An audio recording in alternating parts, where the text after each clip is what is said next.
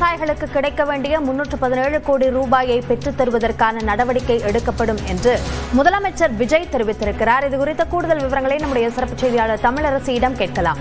தமிழரசி, விவரங்களை பதிவு செய்யுங்கள். அபிநயா, தமிழ்நாடு முதலமைச்சர் ஜோசப் விஜயை தலைமைச் செயலகத்தில் தேசிய தென்னிந்திய நதிகள் இணைப்பு விவசாயிகள் சங்கத்தின் தலைவர் ஐயா கண்ணு மற்றும் சங்க நிர்வாகிகள் சந்தித்துள்ளனர். அப்போது அவருக்கு வாழ்த்து தெரிவித்ததோடு தேசிய நுகர்வோர் கூட்டுறவு கூட்டமைப்பு தொடர்பாக 317 கோடி ரூபாய் நிலுவைத் தொகையாக இருப்பதாகவும் அதனை மத்திய அரசிடமிருந்து பேசி பெற்றுத்தர நடவடிக்கை எடுக்குமாறு முதலமைச்சரிடம் கோரிக்கை மனு அளித்தனர்.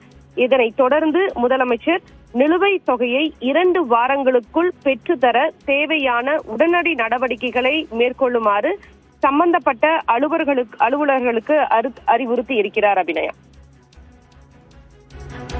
விவரங்களுக்கு நன்றி தமிழரசி.